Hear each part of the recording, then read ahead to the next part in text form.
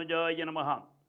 உல்லாசபல்லவிதபாணிதசப்தலோகி நிர்வாககோரகிதநேமகடாட்சலீலாம் ஸ்ரீரங்கஹர்ம்யதளமங்களதீபரேகாம் ஸ்ரீரங்கராஜமகிஷீம் ஸ்ரீயமாஸ்ரயாமஹ. எம்பெருமான் கிருபையினாலும் எம்பெருமானார் கிருபையினாலும் பெரிய பெருமாளுடைய ஒரு வைபவத்தை இன்றைய தினம் ஸ்ரீ பிரம்மாண்ட புராணத்திலே சொல்லப்பட்டுள்ள ஒரு ஸ்ரீரங்க பிரம்ம வித்யை என்கிற ஒரு அத்தியாயத்தை நாமெல்லாம் அனுபவித்து கொண்டு வருகிறோம். அந்த விஷயத்தில் வரும்பொழுது, கங்குலும் பகலும் கண்டுயிலறியாள் கண்ணநீர் கைகளால் இறைக்கும் சங்கு சக்கரங்களென்று கைகூப்பும் தாமரை கண் என்னே தளரும் எங்கனே தரிக்கேன் உன்னை விட்டின்னும் இருநிலம் கைதொழாயிருக்கும் என்று திருவரங்கத்து எம்பெருமானை ஆழ்வார் நாயகி பாகவமாகவே இருந்து பாடுகிறாள் என்பதாக ஒரு விசேஷம் சொல்லப்படுகிறது. இங்கே எல்லா இடத்திலும் க்ஷேத்திரத்திலேயும் ஆழ்வார் தான் சிஷ்யனாகவும் ஆச்சாரியனாகவும் இருந்து கொண்டு பாடக்கூடிய ஒரு விஷயத்திலே திருவரங்கத்திற்கு வரும்பொழுது தான் நாயகியாகவும் எம்பெருமானை நாயகனாகவும் கொண்டுதான் இங்கே ஒரு விசேஷமாக அனுபவிக்கிறார் என்பதாக நம்முடைய பெரியவர்கள் சொல்லியிருக்கிறார்கள். அதற்கு மூல காரணம் யார் என்று கேட்டால், பெரிய பிராட்டியாராகிய ரங்கநாயகி தாயார் தான். இங்கே ரங்கநாதன் எழுந்தருளினான்னா யாருக்காக வந்துருளான் அப்படின்னு கேட்டாக்க, பெரிய பிராட்டியாரே அங்கே க்ஷேத்திர நாயகியாக இருக்கலாம். அப்படி இருக்கும் பொழுது அவளை பார்ப்பதற்காக அங்கே நாயகனாக அங்கே எம்பெருமான் வந்தான் என்பதாக ஒரு சரித்திரம் கூறுவார்கள். அதனால தான் அங்கே விபீஷணன் அங்கே எழுந்துள்ள பண்ணும் பொழுது வடதிருக்காவேரி வழியாக நாயகியை பார்த்து கொண்டுதான் அங்கே வந்தார் என்பதாக ஒரு சரித்திரம் சொல்ல பின்னாடி வரப்போகிறது அதை பற்றியதாக. இப்படி அந்த ஸ்ரீரங்கத்திற்குள்ளே எம்பெருமான் வரும்பொழுது அந்த ஸ்ரீரங்க க்ஷேத்திரத்தினுடைய வைபவத்தை சொல்றச்சே, அந்த ஸ்ரீரங்க க்ஷேத்திரம் எப்படி இருந்தது என்று ஆழ்வார்கள் அனுபவிக்கிறார். இந்த ஆழ்வார்கள் அனுபவித்த பாசுரம் இருக்க 247 பாசுரம். இந்த தமிழ் எழுத்து எவ்வளவு அப்படின்னு கேட்டாக்க 247. இந்த 247 அச்சுவாக வைத்து கொண்டுதான் நம்முடைய பெரியவாள் ஆழ்வார்கள் அத்தனை பேருமே அந்த திருவரங்கநாதனுக்கு இவா 10 பாசுரம் பாடினா, இன்னொருத்தர் 100 பாசுரம் பாடினா, இன்னொருத்தர் 50 பாசுரம் பாடினாள்னா கூட மொத்தம் 12 மூர்த்திகளில் 12 ஆழ்வார்களில் ஒரு ஆழ்வார் மாத்திரம் தன்னுடைய குருவாகிய நம்மாழ்வாரை மாத்திரம் பாடிட்டு போயிட்டார். மீதி 11 பேரும் என்ன பண்ணினாள்னு கேட்டாக்க, ஒவ்வொருவரும் ஒவ்வொரு விதமாக இந்த ரங்கநாதனை அனுபவிச்சாளாம். அதிலும் ஆண்டாளுடைய அனுபவம் என்பது தன்னை நாயகியாகவும் அவனை நாயகனாகவும் வைத்துக்கொண்டு அனுபவித்தாள். அவனை தவிர வேறு யாரையும் திருமணம் செய்து கொள்ள மாட்டேன் என்று அவருடைய தோப்பனாரிடம் சொல்லிவிட்டாள் என்றெல்லாம் பார்க்கிறோம். அதனால தான் அவளுக்கு பெயர் சூடி கொடுத்த நாச்சியார் என்று ஒரு பெயர் உண்டு. இந்த மாதிரி வரச்சே ஆண்டாள் பாடிய ஒரு வைபவத்தை வைத்து கொண்டுதான் நம்முடைய பெரியவர்கள் என்னடா பண்ணுறா அப்படின்னு கேட்டாக்க, இன்றைய தினமும் அந்த பிரணயகலகோத்சவத்தினுடைய வைபவத்தை ஊடல் கூடல் உணர்தல் புணர்தல் என்று சொல்லுகிறபடியாக அந்த கூடுதல் என்பதை 4 விதமாக அனுபவிக்கிறாங்க. பிரணயகலகம் முடிஞ்சு எப்படிடா நடக்கும்னு கேட்டாக்க, முதல்ல ஒரு சேத்தி நடக்கும். அது தாயாரும் பெருமாளும் நேர பார்த்து கொள்ளுறதோடு இருக்கும். அதற்கு அடுத்ததாக 2 பேரும் சேர்ந்து இருக்கக்கூடிய அனுபவம். அதற்கும் அடுத்தது எம்பெருமானும் பிராட்டியாருக்கும் திருமஞ்சனம் என்பது நடக்கிறது. அதற்கும் அடுத்ததாக எம்பெருமானுக்கு தடிகை முது செய்தக்கூடிய ஒரு விசேஷங்கள் இருக்கு இல்லையா, அந்த 4 அனுபவங்களையும் அங்கேதான் பெரிய பிராட்டியார் யாருக்காக அனுபவிக்கிறாள்னு கேட்டாக்க, ஆண்டாளுக்காக அனுபவிக்கிறாள். அதிலும் அந்த ஆண்டாள் வேறல்ல, இந்த பெரிய பிராட்டியார் வேறல்ல என்பதுதான் அவளுடைய தனியனை பார்த்தாலே தெரியும். அதாவது ஆண்டாளுடைய அவதார க்ஷேத்திரம் விசேஷம் சிவில்லிபுத்தூர் என்று சொன்னால் கூட, அவள் அவதரித்த இடம் என்ன அப்படின்னு கேட்டாக்க துளசி மூலம்தான். அந்த துளசி மூலத்தில் தான் அவள், துளசியினுடைய வேர் இதில் தான் அவள் அனுபவித்தாள். அப்படி இருக்கிறச்சே இவள் திருமணம் செய்து கொண்டு எம்பெருமானுடைய திருவடியில் இருக்காள்னு ஒரு கட்சி உண்டு. அந்த திருவடியில் இருக்கக்கூடியவள் யார் அப்படின்னு கேட்டாக்க பெரிய பிராட்டியார் தான். எப்பொழுதுமே அவளுக்கு அனபாயினி என்ற பெயரால் இருக்கிறதுனால இவன் இந்த ஆண்டாளுடைய ஒரு தனியனை பார்த்தோம்னு சொன்னாக்க, கர்க்கடே பூர்வ பல்குன்யாம் துளசி கானனோத்பவாம் பாண்டியே விஸ்வம்பராம் கோதாம் வந்தே ஸ்ரீ ரங்கநாயகீம் என்று முடியும். அங்க அந்த பாண்டிய தேசத்தில் அவதரித்தவளும் துளசியினுடைய வேரில் அவதரித்தவளுமான இந்த ஆண்டாளானவள் ரங்கநாதனை மணந்து கொண்டு எங்க சேவை சாதிக்கிறாள் அப்படின்னு கேட்டாக்க பெரிய பிராட்டியாராக சேவை சாதிக்கிறாள் என்றுதான் இந்த துளசியினுடைய இந்த ஆண்டாளுடைய வைபவம் சொல்லப்பட்டிருக்கு. இதெல்லாம் இப்போ இருக்கிறவாளுக்கு ஏன் புரியாமல் வேற மாதிரி ஏதாவது பேசுகிறாளே அப்படின்னு கேட்டாக்க இந்த சம்ஸ்கிருதமே வேண்டாம் என்று இவர்கள் ஒதுக்கி விட்டதுனால தான் தாய்மொழி ஆராய்ச்சி என்பது ஒரு விஷயம்தான், இல்லைன்னு சொல்லலை. அவரவர்களுடைய தாய்மொழி என்பது மிகவும் உத்தமமானது தான். எந்த ஒரு தாய்மொழியையும் வைத்துக்கொண்டே ஆராய்ச்சியில் இறங்கிறோம்னு சொன்னாக்க அது பூர்த்தி ஆகாது என்பதுதான் நம்முடைய பெரியவாளுடைய நிர்தாரணம். அப்போ எதை வச்சு நிர்தாரணம் பண்ணலாம் அப்படின்னு கேட்டாக்க இந்த அத்தனையும் தாய்மொழி தான். தெலுங்குக்காராளுக்கு தெலுங்கு தாய்மொழி, கன்னடக்காராளுக்கு கன்னடம் தாய்மொழி, தமிழ்காராளுக்கு தமிழ் தாய்மொழி, மலையாளக்காராளுக்கு மலையாளம் தாய்மொழி, ஹிந்திக்காராளுக்கு ஹிந்தி தாய்மொழி. அப்போ இதெல்லாம் தாயாகவே இருந்ததுன்னு சொன்னால் ஒரு குடும்பத்தை நாம் ஒரு நல்ல ப்ராக்டிக்கலாக ஒரு யோசனை பண்ணி பார்த்தோம்னு வச்சுக்கோங்க.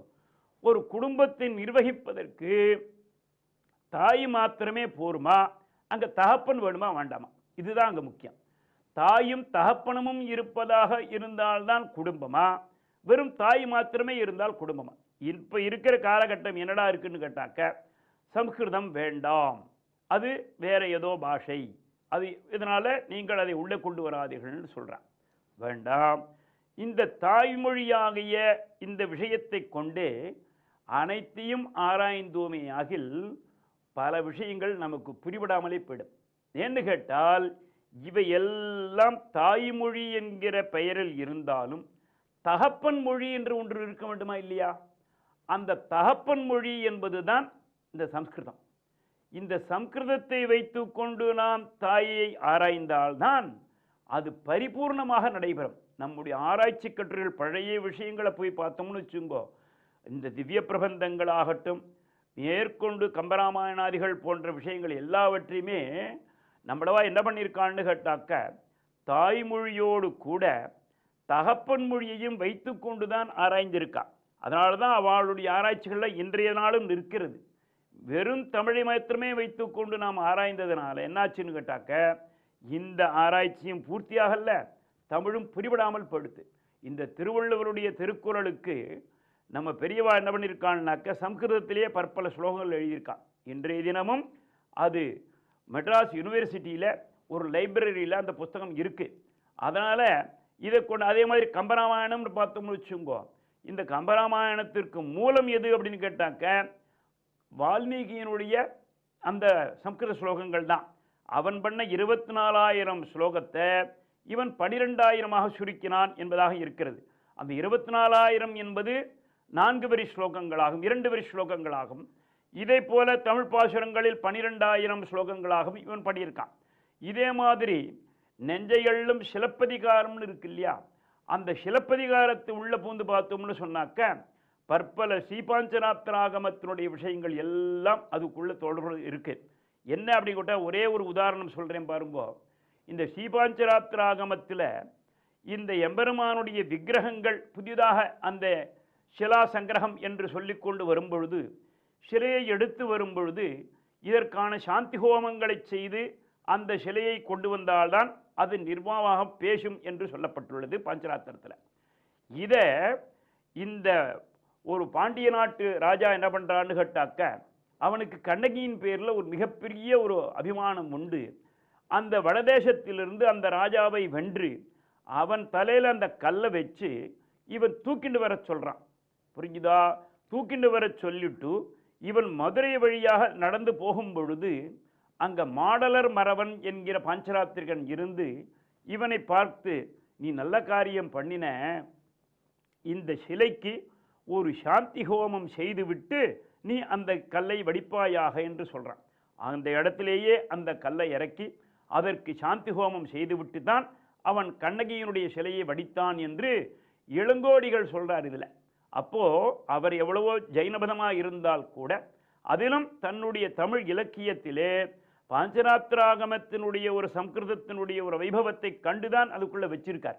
இப்படி நம்ம பெரியவாளுடைய சங்க இலக்கியங்கள் எல்லாவற்றிலுமே இது ஒரு விசேஷமாக நிறைபெற்று கொண்டு இருக்கிறது என்று சொன்னால் அதற்கு மூல காரணம் என்ன அப்படின்னு கேட்டாக்க சம்ஸ்கிருதமும் தமிழும் கலந்துதான். அதுக்காகத்தான் செந்தமிழும் வடகலையும் திகழ்ந்த நாவர் திசைமுகனை அணையவர்கள் செம்மை மிக்க அந்தணரதம் ஆகுதியின் புகையால் செல்வத்து அணி அழுந்தூர் நின்றுகந்த அமரர் கோவே என்று திருமங்கையாழ்வார் தேரெழுந்தூர் பாசுரத்தில் சொல்லும் பொழுது அங்குள்ள அந்தணர்கள் எல்லாம் 2 பாஷைகளிலும் வல்லவர்களாக இருந்தார்கள் என்று சொல்கிறார். அப்போ செந்தமிழ் வடகலைன்னா வேறு திருமணம் கிடையாது. இந்த வேதமும் ஆகட்டும் உபய வேதங்களும் ஆகட்டும் இது எல்லாவற்றையுமே இவர்கள் பரிபூர்ணத்துவம் வேண்டும் என்று சொன்னால் அதற்கு சம்ஸ்கிருதமும் தமிழும் கலந்த ஒரு ஆராய்ச்சியாகத்தான் கொள்ள வேண்டும். அதுதான் பூர்ணத்துவம் ஏற்படும் என்று சொல்கிறார். இப்படி எப்படி குடும்பம் என்பதற்கு தாய் தகப்பன் முக்கியமோ அந்த மாதிரி தேச பாஷைகள் என்பதற்கு ஒரு தாய் என்பவள் பற்பலவாக இருந்தால் கூட அதுக்கு தகப்பன் என்பவன் சம்ஸ்கிருதம் தான். அந்த சம்ஸ்கிருதத்தை கொண்டு இதையெல்லாம் ஆராய்ந்தால்தான் இந்த கற்கடே பூர்வ பல்குன்யாம் துளசி காணனோத்பவாம் பாண்டியே விஸ்வம்பராம் கோதாம் வந்தே ஸ்ரீரங்க நாயகியும் அந்த நாயகி வேறல்ல ஆண்டாள் வேறல்ல என்பதை காட்டுவதுதான் இன்றைய தினமும் ஸ்ரீரங்கத்தில் தை மாதம் 1 தேதியன்று திருப்பாவை சாற்றுமறி என்கிற ஒரு உற்சவம் நடைபெறும். இன்றைய தினமும் சேவிக்கலாம். இந்த ஸ்ரீரங்க மண்டபம் இருக்குல்ல, ஆயிரங்கால் மண்டபம் இருக்கு இல்லையா, அதில் அதை 3 பாகமாக பிரிச்சிருக்கான். 3 பாகமாக பிரிக்கும் பொழுது முதல் மண்டபம் என்பது அங்கே கணு என்று எம்பெருமான் எழுந்தருள்வான். 2வது மண்டபம் திருமாமணி மண்டபம் என்று சொல்லுவார்கள். அந்த திருமாமணி மண்டபத்தில் தான் ராப்பத்து உற்சவங்கள் பூர்த்தியாக நடைபெறும்.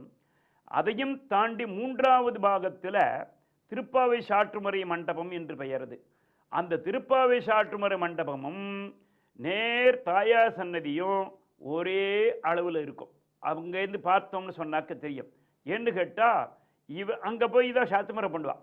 30 பாசுரங்களையும் அன்றைய தினம் விண்ணப்பம் செய்து அந்த துளசியினாலேயே அர்ச்சனை செய்து அந்த ஆண்டாளுக்காக அந்த பாசுரங்கள் அத்தனையும் யார் கேட்கிறாளா?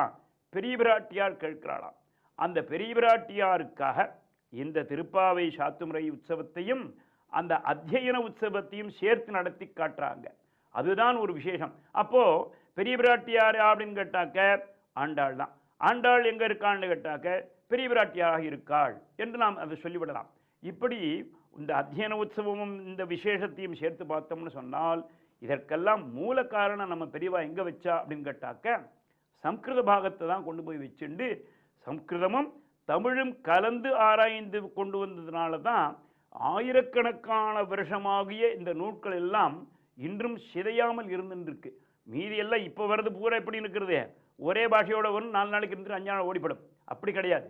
ஒரு ஆராய்ச்சி என்று சொன்னால் மற்றொரு பாஷையினுடைய விளக்கத்தையும் கொடுத்து இந்த விளக்கத்தையும் சேர்த்து கொண்டால்தான் அது பரிபூர்ணத்துவம் ஆகும் என்பதற்காகத்தான் இங்கே எம்பெருமான் ரங்கத்திற்கு வந்தார் என்று சொல்றார். அந்த ஸ்ரீரங்கம் என்பது எப்படியெல்லாம் அனுபவித்திருக்கிறாள் அதை தான் சொன்னோம். 247 பாசுரங்களாக அனுபவித்திருக்கிறாள் என்று. அதிலே மிகவும் முக்கியமான பாசுரமாக ஒவ்வொரு அனுபவத்தையும் வரைச்சே இந்த ஆழ்வார்கள் அந்த அரங்கத்தை எப்படியெல்லாம் பாடியிருக்காள் அப்படின்னு கேட்டாக்க அந்த நீரரங்கம் ஆழிசூரரங்கம் போதில் வைத்த தேன் சுரியும் புனலரங்கம் சிறப்புடைய மறையவர் வாழ் திருவரங்கம் செங்கமலம் கருங்குவளை புருகுமவகாய் நின்றலரும் புனலரங்கம் தேன் தொடுத்த மலர்ச்சோலை சூழ் திருவரங்கம் குயில் கூவும் குளிர் பொழில் சூழ் திருவரங்கம் யாழினிசை வண்டினங்கள் ஆழம் வைக்கும் அரங்கம் எம்பெருமான் குணம்பாடி மல்லிகை வெண் சங்கம் ஊதும் திருவரங்கம் என்று சொல்றார். அதாவது மல்லிகை புஷ்பமே மிகவும் மென்மையானது. அந்த மல்லிகை புஷ்பங்கள் எல்லாம் சேர்ந்து தென்றலோட அங்கே என்னடா பண்ணுறதுன்றாக்க ஒரு ரீங்காரம் பண்ணுறதான். அது எப்படா இருக்குன்னு கேட்டாக்க வெண்சங்கம் இந்திய சங்கம் எடுத்து ஊத என்று சொல்லுறா இல்லையா, அந்த மாதிரி அந்த இந்திய சங்கம் எடுத்து ஊதினால் எவ்வளவு ஒரு மகோன்னதமான ஒரு சப்தம் வருமோ அதை போல இந்த மல்லிகை கமல் ஒன்று சேர்ந்து திருவரங்கநாதனுடைய வைபவத்தை எல்லாம் பாடிக்கொண்டிருக்கிறது என்று ஒரு வைபவத்தை சொல்றார். அப்படி அந்த அரங்கத்திற்குள்ளே எம்பெருமான் வரானா, அது எப்படா இருக்குன்னு கேட்டாக்க, ஸ்ரீரங்கசாயி பகவான் ரங்கம் இத்தி உபச்சரியதே வித்யோ ததே யதா ரங்கம் ரங்க வித்யா ததோச்சியதே. அந்த ஸ்ரீரங்கசாயியாகிய எம்பெருமான் ரங்கம் ரங்கம் என்று உபச்சரிக்கக்கூடிய ஒரு க்ஷேத்திரத்திற்கு அவன் எம்பெருமான் அங்கு எழுந்தருளினால்தான் அதுக்கு திருவரங்கம் என்று பெயர் ஏற்பட்டது. வித்யோததே யதா ரங்கம் ரங்க வித்யா ததோச்சியதே. விமானம் பிரணவாகாரம் வேதஸ்ருங்கம் மகாத்புதம் ஸ்ரீரங்கசாயி பகவான் பிரணவார்த்த பிரகாசகா. இந்த ஸ்ரீரங்கத்தினுடைய விமானம் இருக்கே அதற்கு பெயர் பிரணவாகார விமானம் என்று பெயர். அந்த பிரணவாகார விமானத்திற்கு 3 பக்கங்களிலும் அந்த ஸ்ருங்கம் என்று கொம்பு மாதிரியான ஒரு சொரூபம் இருக்கும். அதெல்லாம் என்னடா அப்படின்னு கேட்டாக்க வேதமாகவே பாவிக்கப்படுகிறது. அதன் மத்தியிலே பிரணவத்தினுடைய அர்த்தத்தை பரிவதிக்கும்படியாக ஸ்ரீ ரங்கநாத எம்பெருமான் சயனித்து கொண்டிருக்கிறான். அதைத்தான் சொல்றார். அந்த ஓம் என்னும் உட்பொருளை உணர்த்தும் விதமாக எம்பெருமான் அங்கே சயனித்து கொண்டிருக்கிறான்னு சொல்றான்.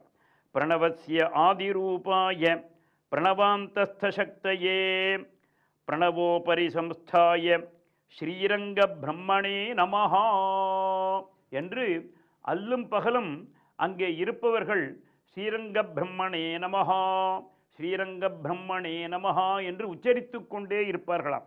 ஏன்னு கேட்டால் அந்த பிரணவத்தினுடைய ஆதி ரூபமாக இருக்கக்கூடிய எம்பெருமான், பிரணவத்தினுடைய முடிவாக இருக்கக்கூடிய எம்பெருமான், பிரணவத்தின் மத்தியிலேயே படுத்து கொண்டு இருக்கக்கூடிய எம்பெருமானாக இருக்கிறதுனால தான் அந்த க்ஷேத்திரத்திற்கு, அந்த விமானத்திற்கு பெயர் பிரணவாகார விமானம் என்று பெயர் ஏற்பட்டதாம். அதுக்குள்ளே என்னென்னடா இருக்கு அப்படின்னு கேட்டாக்க, அந்த பிரணவத்திற்குள்ளே கர்மகாண்டஸ்வரூபஞ்ச பக்தி காண்டாக்கிய பாவனா ஞானகாண்ட ஆத்ம திருப்திஷ்ச திருஷ்யத்தே ரங்க வித்யா. இதையத்தான் பகவத்கீதையில் சொல்கிறா இல்லையா, ஞானபாதம் ஞான யோகம், அதாவது ஞானபாகம் பக்தி பாகம் யோக பாகம் என்றெல்லாம் சொல்கிறான் இல்லையா.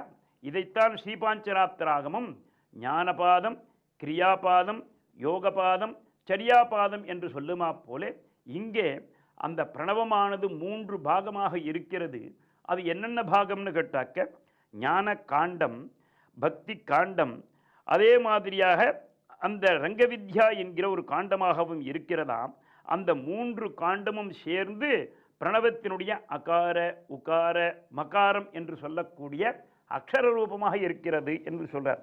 வேத வித்யா மகாவித்யா பிரம்ம வித்யாதயஸ்ததா சர்வந்து ரங்க வித்யாயாம் திருஷ்யதே ஹி விபஸ்சித யதா நதி நதா சர்வே சாகரம் யாந்தி சர்வதா சர்வசஹ ததா வித்யா உபவித்யாச்ச ரங்க வித்யாமுபாஸ்ரிதா என்று இந்த ஸ்ரீரங்க வித்யைக்குள்ள என்னடா அப்படின்னு கேட்டாக்க, எல்லாம் வேதங்களாகட்டும், சகல வேதங்கள் இன்னும் பிரபஞ்சத்தில் நமக்கு 24 வேதம் தான் சொல்லிட்டு இருக்கோம்.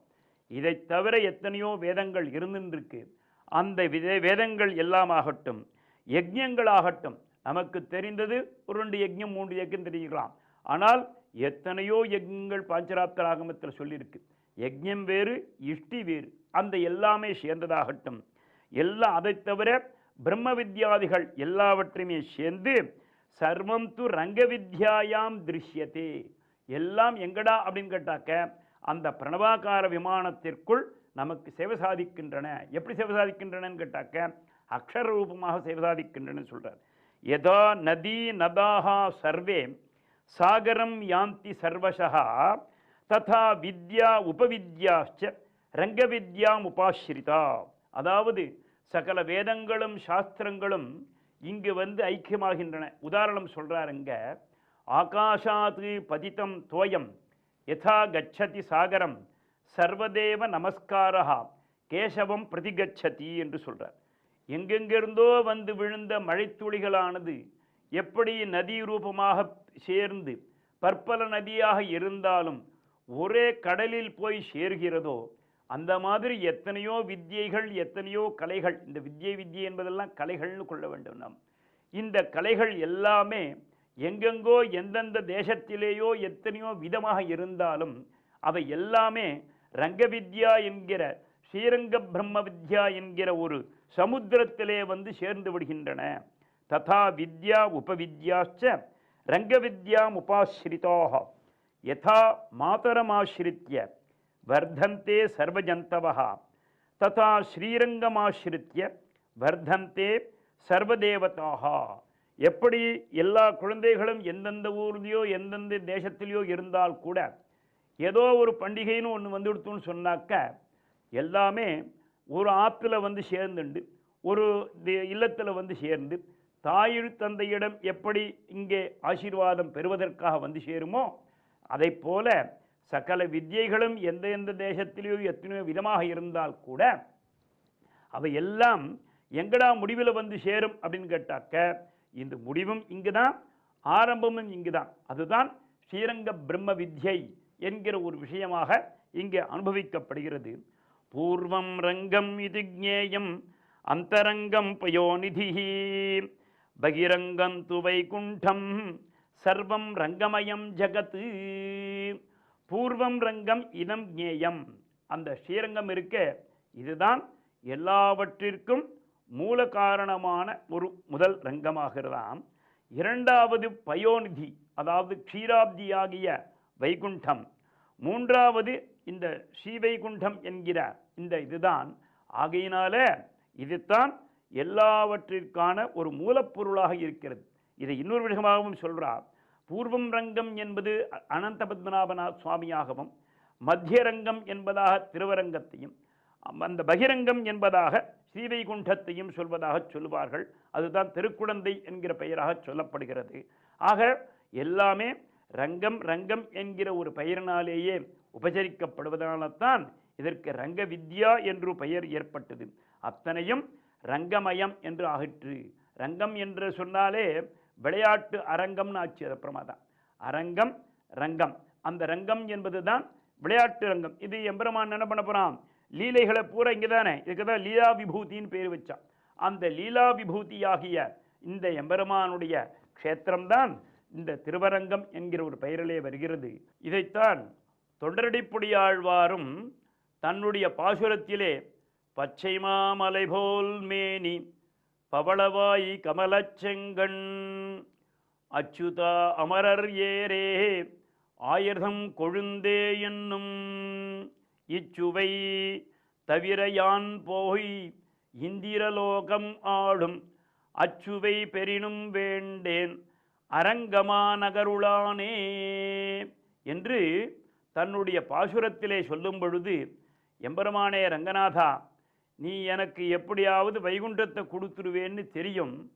ஆனால் வைகுண்டத்துக்கு ஏன் நான் வேண்டாம் அப்படின்னு சொல்கிறேன்னு கேட்டாக்க, அங்கே போனாக்க எல்லா நித்திய சூரியர்களையும் என்ன பண்ணிட்டு இருப்பா, ஏதத் சாமகாயன்னாஸ்தே ஹா ஊஹா ஊஹா ஊஹா ஊ அகமன்னம் அகமன்னம் அகமன்னம் என்று எப்பொழுதுமே சாமகானந்தான் பாடின்னு இருப்பா. அதோடு கூட உன்னையே பார்த்துன்னு இருப்பா. சதா பஷ்யந்தி சூரையகா என்று அங்கே இருக்கும். அந்த வைகுண்டத்தில் என்னடா கிடைக்கும்னு கேட்டாக்க உன்னுடைய சேவை தான் கிடைக்குமே ஒழிய இந்த மாதிரியாக அச்சுதா அமரர் ஏரே ஆயிரம் கொழுந்தே என்னும் இச்சுவை, இந்த மாதிரியான நாமஸ்மரணம் என்பது இந்த சுவை அங்கே கிடைக்காத ஆகையினாலே எனக்கு அச்சுவை வேண்டாம், அச்சுவை பெரினும் வேண்டேன் அரங்கமா நகருளானே என்று சொல்லாராம். அப்போ ரங்கநாதன் கேட்கிறார், சரி அப்போ உனக்கு இந்த லீலா விபூதியை கொடுத்துட்டுமா அப்படின்னு கேட்குறாராம். இந்த லீலா விபூதியெல்லாம் எனக்கு வேண்டாம், இங்கேயும் உன்னுடைய நாமத்தை பாட முடியாது. ஏன்னு கேட்டால் உன்னுடைய விளையாட்டுனால நான் பெண் சகவாசத்தினால எவ்வளவோ கஷ்டங்கள் பட்டுவிட்டேன், பெண்டிரால் சுகங்கள் வைப்பான் அன்று சொல்லுமா போலே எனக்கு இந்த பெருமைகள் எல்லாம் இனிமேல் பட்டு வேண்டாம். உன்னுடைய நாமஸ்மரணம் சொல்லக்கூடிய ரங்கமாகிய இந்த க்ஷேத்திரம்தான் வேணும். ஆக இது மூன்றாவது விபூதி, அதுதான் மூன்றாவது விபூதியாக நீ கொள்ள வேண்டும். இந்த ரங்க விபூதி தான் எனக்கு வேண்டும் என்று தொண்டடிப்புடியாழ்வார் அங்கே ரங்கரிடம் பிரார்த்திப்பதாக நாம் பார்க்கிறோம். இதை பற்றியதான இன்னும் பல விஷயங்களை மேன்மேலும் அனுபவிக்கலாம். ஓம் நமோ வெங்கடேஷாய. ஸ்ரீமதே ராமானுஜ.